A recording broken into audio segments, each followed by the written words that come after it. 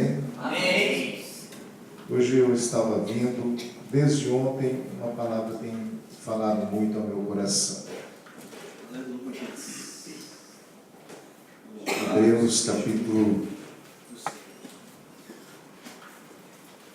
de número 12.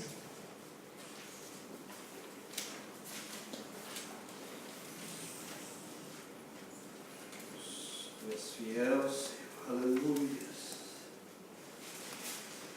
Versículo 1 nos diz assim: Portanto, nós também, pois que estamos rodeados de uma tão grande nuvem de testemunhas, deixemos todo o embaraço e o pecado que tão de perto nos rodeia, e corramos com paciência a carreira que nos está proposta, olhando para Jesus, autor e consumador da fé, o qual, pelo gozo que lhe estava proposto, suportou a cruz, desprezando a afronta, e assentou-se à destra do trono de Deus. Considerai, pois, aquele que suportou tais contradições dos pecadores contra si mesmo, para que não enfraqueçais, desfalecendo em vossos ânimos. Ainda não resististes até ao sangue, combatendo contra o pecado. E já vos esqueceste da exortação que argumenta convosco como filho. Filho meu, não desprezes a correção do Senhor, e não desmaies quando por ele fores corrigido. Porque o Senhor corrige o que ama e açoita qualquer que recebe por filho. Se suportais a correção, Deus vos trata como filhos. Porque que filho há a quem o pai não corrige? Mas se estáis sem disciplina, da qual todos são feitos participantes, sois então bastardo e não filhos. Versículo 11, né?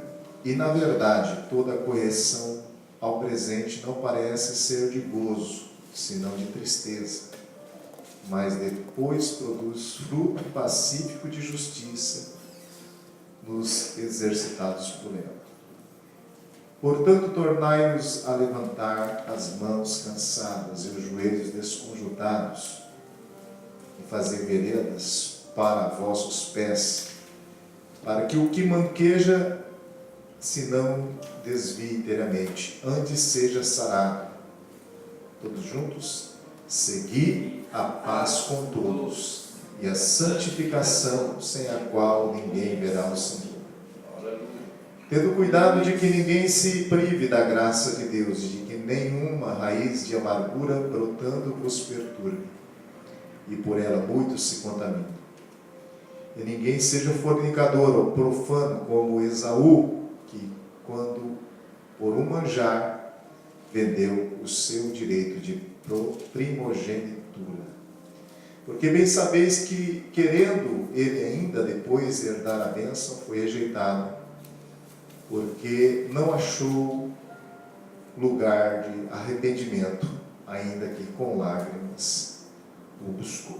Amém? Podeis assentar em nome de Jesus. Aleluia. Meus irmãos, nesta caminhada da vida, nós estamos numa corrida. Eu comparo a nossa corrida com uma maratona, não com uma corrida curta. Muitos querem correr um evangelho curto, um evangelho rápido, um evangelho sem muita dificuldade, né? Porque uma coisa é você correr 100 metros, outra coisa é você correr 1000 metros, outra coisa é você correr 15 quilômetros. Mas a nossa vida, ela é diária. A carreira que nos está proposta, ela não para. deve ter parada, ela deve ser contínua. Mesmo diante das dificuldades, das lutas, o Senhor fala que nós estamos diante de uma tão grande nuvem de testemunhas. Eu creio que nesta noite tem anjos aqui. Eu creio que nessa noite o Espírito Santo, ele se faz presente. Aleluia, Jesus. Eu creio que nesse culto existem seres que estão relatando tudo aquilo que cada um falou, porque a Bíblia diz que há o livro das obras, há o livro em que um dia vão ser abertos. E eu louvo a Deus porque cada um está na sua carreira. Estou vendo aqui jovens, casados, peruanos, obreiros, irmã que está passando por uma fase difícil. E eu fico a pensar, né, irmãos, apesar de todas as dificuldades, a nossa irmã está aqui louvando a Deus. Com cada um que eu olho aqui, eu aprendo uma lição. Já aprendi uma lição com o nosso irmão Luiz, já aprendi uma lição com o nosso irmão Gilberto, que louvou, já aprendi uma lição com o nosso irmanito, né? Mesmo ainda não ter treinado, mas ele fez o melhor que ele pôde aqui de louvar ao Senhor. E meus irmãos, eu falo assim para os irmãos que às vezes Deus usa instrumentos para mostrar, mesmo que a gente esteja desafinado, se a gente tiver unção, Deus abençoa. Porque como que era a jumenta? Jumenta, será que era afinada ou desafinada? Mas Deus usou. Como é que era o galo que cantou, meus irmãos? Porque quando eu comecei a minha caminhada também, né, pastor Anderson? O irmão não começou do jeito que está hoje, né? Teve os momentos assim, né? Mas quando Deus unge uma pessoa, quando Deus abençoa, quando Deus quer usar alguém, se você é sincero diante de Deus, Deus abençoa você. Independente se treinou ou não treinou, o importante é que você tem que entender que você tem um chamado de Deus, que você está numa carreira, que você é ungido de Deus. Amém, irmãos? Porque se você cantar e louvar a Deus, direcionado para o Senhor, não querer se apresentar, né? Porque hoje muitos querem cantar para se apresentar, para mostrar que canta bem para o próximo. Mas nós temos que louvar ao nosso Deus. Amém, irmãos? E louvar, a direção é para cima, não é para frente. Por isso que o Senhor, né? Uma certa feita nós falamos aqui, né? Que o Senhor disse que a minha casa será chamada casa de oração. Porque na casa de oração, meus irmãos, quando você está orando, a única pessoa que aparece é Deus. Porque a gente está de olho fechado. Normalmente quando a gente está orando, a gente está de olho fechado, louvando a Deus. Alguns olham de olho aberto, mas normalmente olham de olho aberto quando tem um endemoniado, né? Aí ele olha para não puxar a gravata, né? Porque se o demônio puxar a gravata, pode ser que ele fique meio apertado. Mas se a pessoa não tem nenhum perturbador do lado, normalmente ele ora de olho fechado. E na hora que você está olhando de olho fechado, quem é que aparece? Não aparece o irmão que está do seu lado. Não aparece aquele que está à direita, nem à esquerda. O seu alvo se torna o autor e consumador da sua fé. Amém. E essa passagem bíblica fala que nós devemos olhar na nossa carreira para o autor e consumador da nossa fé. Mas eu não estou vendo. Mas abra os seus olhos e olhe para a palavra de Deus. Olhe para ela agora, olha. A Bíblia diz, meus irmãos, que no princípio era o Verbo. João capítulo de número 1 diz que no princípio, quem pode ler para nós? No princípio era o Verbo, e o Verbo estava com Deus. Estava com Deus. O Verbo era Deus. O Verbo era Deus. No Evangelho segundo São João diz que Jesus Cristo é o quê? O caminho, a verdade e a vida. Só pelo fato de você estar olhando a verdade, é Jesus. A palavra de Deus, meus irmãos, ela é o nosso alvo também. Quando a Bíblia fala, olhando para o autor e consumador da sua fé, nós poderíamos dizer que nós deveríamos estar sempre olhando para a palavra? Dá para entender assim também? Poderíamos entender assim? Olhar para o autor e consumador da sua fé. Jesus Cristo é o caminho, a verdade e a vida. Então aquele que está caminhando na carreira, na maratona da vida, ele tem que olhar para Jesus. Fazemos sim uma imagem de Jesus. Mas o que representa Jesus é a palavra também. Nós devemos estar de olho constante na onde, meus irmãos? Na palavra. Porque Jesus Cristo é o quê? É o caminho, a verdade e a vida. Irmãos, essa verdade não pode faltar no nosso coração. O irmão já falou, nós temos que crescer na graça e no conhecimento. O grau de avivamento na nossa vida vai depender não somente do conhecimento da palavra de Deus, mas da sua motivação também pela busca da santificação. Hoje foi falado, né? Lá eu até estava pensando, né? Hoje o culto aqui, vamos dizer, o culto aqui está só os é o grupo dos varões hoje, né? O culto dos varões. Só parece mais varão do que varoa, né? Onde estão as varoas? Normalmente na igreja tem mais mulher do que homem, né? Mas, veja bem, meus irmãos. Talvez se o pastor Marcelo, tivesse colocado lá um cartaz nas lojas de um grande pregador ou de um grande cantor, muitos pensaram assim, hoje vai ser um culto avivado. Porque o avivamento vem pelo cartaz. Olha só, será que dá certo o avivamento que vem pelo cartaz? O avivamento que vem pela foto de um grande pregador. Será que esse é o verdadeiro avivamento? Será que o avivamento nosso tem que ser, a nossa carreira deve ser motivada por um cartaz de alguém famoso? De um grande pregador?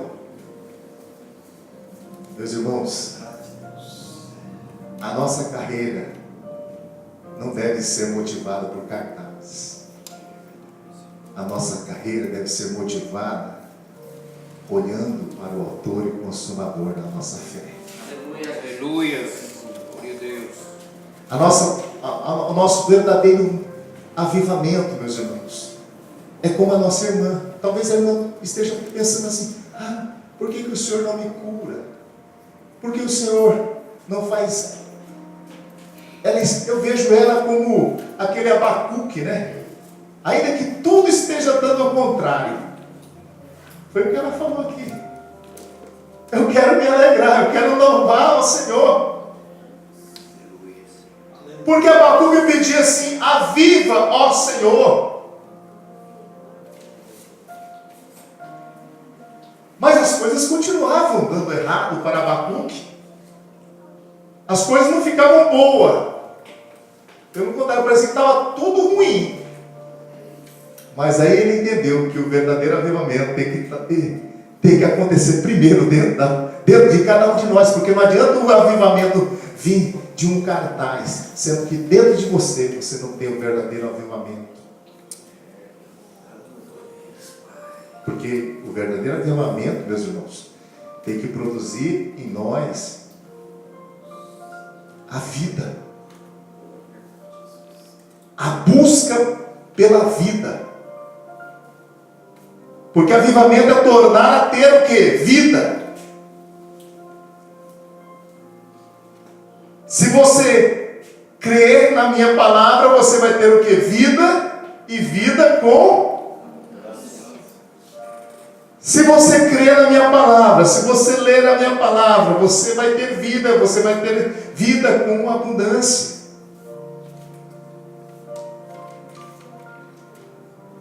Quantos poderiam dizer hoje aqui que eu tive essa experiência, Marcelo, do terremoto? Meus parentes do Brasil falando: ei, você vai deixar os seus filhos morrer, vai ter radiação, vai ter isso, vai ter aquilo. O Vitor pequenininho, naquele tempo, acho que ele tinha 3 anos de idade. 3 anos de idade, notícia para cá, notícia para lá, a igreja lá estourou os canos, lá inundou a igreja. E irmão falando: vou embora, até que o dia eu decidi. E eu falei assim: vou levar pelo menos os meus filhos lá para casa do meu irmão lá em Atiquém, e depois eu volto. Eu levei a minha família para lá, deixei eles lá, aí peguei um Shinkansen e voltei. Quando eu voltei chorando, né? Porque eu estava deixando minha família lá com meus irmãos. Aí o versículo foi muito forte dentro do meu coração. Falei assim: o morrer é ganho e o viver é Cristo. Irmão, não é fácil. Quando eu lembro desse versículo, dá vontade de chorar. Porque parecia que eu estava entrando dentro de um trem assim, indo para uma guerra. Quando eu desci em Tóquio, eu chorando. Falei, parece que eu estava indo para uma guerra. E quando eu voltei lá para Moca, a água saía barrenta. Tubulações ali de segurança, mudou tudo ali dentro, armário virado para lá, um irmão falando assim: estou indo embora, pastor. Parede rachada, aqueles vidros de um centímetro mais ou menos de espessura, quebrado, dois daqueles grandão lá quebrado lá de fora. E o irmão fala que vai embora, famílias indo embora. Tinha vezes que a gente ficava lá naquele prédio com 10, 15 pessoas, meus irmãos, com as coisas tudo viradas. Aí algo me falou: agora vai ser provado se verdadeiramente o verdadeiro avivamento está aí. Questionamentos e mais questionamentos. Quantas vezes Paulo reclamou por causa do espinho na carne? Mas olha as revelações que Paulo, na 2 Coríntios capítulo 12, fala que Paulo pediu para Deus, para que tirasse aquele espinho. Mas o Senhor falou para Paulo: a minha graça te basta, porque o meu poder, ele se aperfeiçoa, é na fraqueza. Você sabe o que eu fico triste e alegre ao mesmo tempo? Eu fico alegre por ver a irmã, mesmo em toda essa dificuldade, louvando a Deus. Mas ao mesmo tempo eu fico triste. Porque muitas pessoas com pulmão bom, com físico bom, estão correndo uma carreira curta. Enquanto muitos querendo ter saúde para estar fazendo mais para Jesus. E outros com saúde, não querendo fazer nada para Deus. Então, irmã Lida, eu não vejo. Sim, né? Às vezes eu questiono também isso. Falo, por que tem pessoas que a gente chega aqui e ora e Jesus cura? E outros você ora. Mas você sabe que às vezes eu aprendo? É porque Jesus está ensinando. Mas só que muitos não estão vendo. É que nessa passagem aqui, olha. O Senhor está falando: considerai, pois, aquele que suportou tais contradições. Muitas vezes, Marcelo, quantas vezes você veio aqui para a igreja e estava apenas você e sua esposa, você intercedendo pelo povo?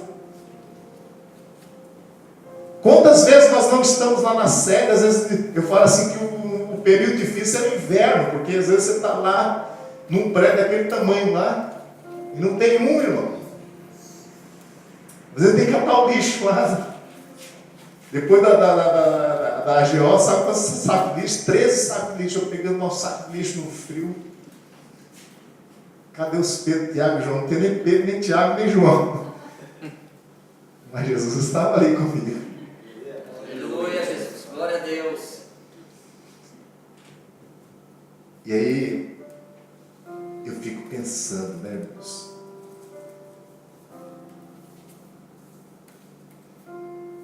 Tem hora que vem aquela tristeza, vem a alegria, mas na hora que a gente olha para aquele que suportou, aí eu fico mais animado, porque a gente tem que se animar com Jesus, viu, irmão? E se a gente for olhar para os homens são falhos.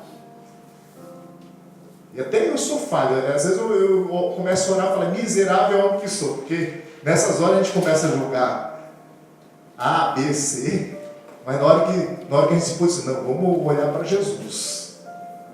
Olha, ele suportou. Ele suportou gente sem mãe. O discípulo estava todo mundo dormindo, né? Já pensou? Você dirige uma igreja que está todo mundo dormindo? Como é que você ficaria, né? Você ia soltar o chicote ali? Não é fácil não, irmão. Ser obreiro, como diz o outro, rapadura é doce, mas não é mole não.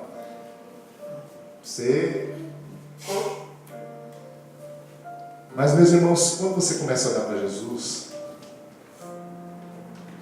você começa a ver que você é pequeno. Que o nosso sacrifício ainda é pequeno, perto daquilo que Jesus fez por nós, porque Ele suportou a morte de cruz. E porque Ele nos deu o exemplo, quem que tem que seguir o exemplo? Quantos querem seguir o exemplo de Jesus? Então suporte também. Está passando por luta? Não troque como Esaú trocou. Esaú trocou a sua salvação por um prato de lentilha. Ontem minha esposa estava pregando uma coisa interessante sobre o sacrifício de Caim e o sacrifício de Abel. Eu achei interessante a mensagem que ela ministrou. Por que Deus aceitou o sacrifício de um e por que não aceitou o de outro?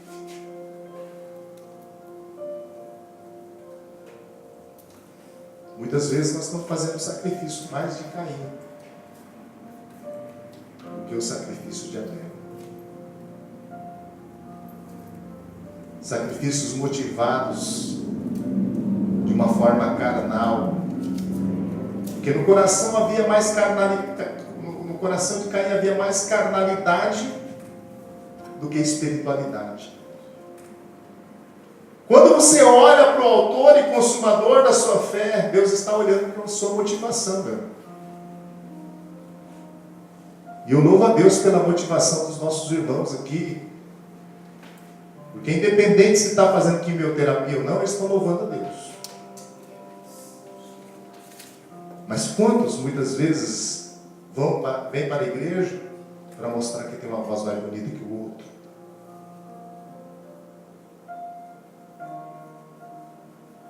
Irmãos, tem um ditado, um provérbio que diz que as estrelas, elas só brilham depois que o sol desaparece. Aqui tem que brilhar é o sol da justiça, não são as estrelas. Hoje nos cultos, quem brilha mais é a estrela, Jesus fica lá embaixo. Mas aqui, graças a Deus, eu vejo que está brilhando o nosso sol da justiça. O nosso Senhor e Salvador Jesus Cristo, meus irmãos, porque é nesses cultos com poucos que nós vemos as verdadeiras motivações. É nesses cultos que tem pouca gente, meus irmãos, que eu glorifico a Deus, porque aqui estão aqueles que querem buscar verdadeiramente a sua santificação, porque o verdadeiro avivamento, meus irmãos, não está motivado, como disse, nos cartazes, nem nas fotos dos grandes cantores, mas está focado na verdadeira motivação, na busca pela santificação, na busca de ser verdadeiros adoradores que adoram ao Senhor em espírito e em verdade. Daniel, ele era um homem que tinha um espírito excelente.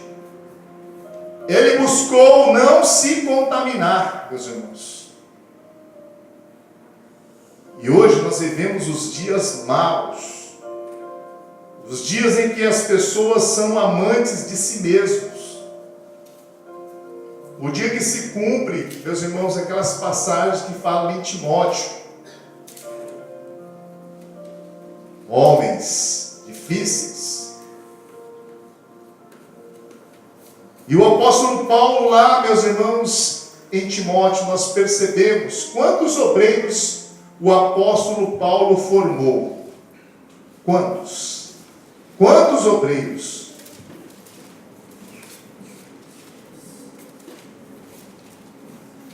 Mas, segundo Timóteo capítulo 4. E lá no fim, no capítulo 4, no último capítulo, o apóstolo Paulo fala que nós deveríamos pregar em tempo e fora de tempo a palavra de Deus. Que nós deveríamos pregar, mas haveria pessoas cristãos, que eu entendo que sejam cristãos aqui. Versículo 3 diz assim: porque virá o tempo em que não sofrerão a sã doutrina, mas tendo comichão nos ouvidos, amontarão para si doutores conforme as suas próprias concupiscências e desviarão os ouvidos da verdade com fábulas. Comichões fala de coceira. Muitas pessoas não gostam mais de ouvir as verdades, meus irmãos. A verdade faz coceira no seu ouvido. Amontoarão para si doutores. Por isso que tem muitas pessoas que só gostam, eu vou lá no culto porque vai ter um profeta que vai falar comigo. Irmãos, Deus tem usado os nossos irmãos aqui também para falar conosco. Sim ou não? Amém. A Bíblia está falando que muitos amontoarão doutores para si, conforme os seus próprios desejos. São os verdadeiros massageadores de ego. Mas se você pregar sobre santificação, eles não gostam. Eles querem que Jesus vai falar: Deus tem uma obra contigo.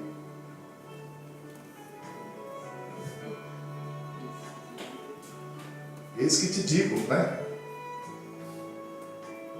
Mas o dia que você entender o verdadeiro avivamento, que o verdadeiro avivamento vai vir com a santificação e com a obediência à vontade de Deus, aí você vai passar o que a vida está passando e você vai dar glória a Deus.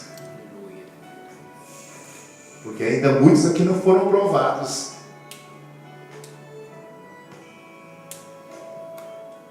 Assim, de uma forma dura, né?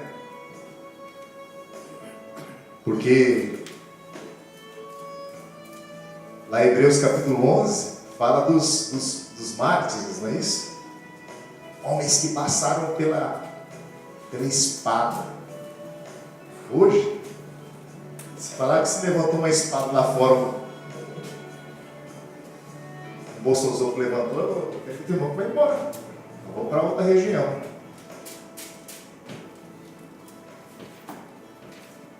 E a gente passa por calúnias. A gente passa por dificuldades, meus irmãos. Nós passamos por tudo isso, mas nós não devemos desanimar. A palavra de Deus está dizendo: mas tu ser sóbrio, sofre as aflições, faze a obra de um evangelista e cumpre o teu ministério. Combati o bom combate, acabei a carreira e guardei a fé. Quantos querem acabar a carreira e guardar a fé? Então continue na tua carreira. Continua na tua carreira.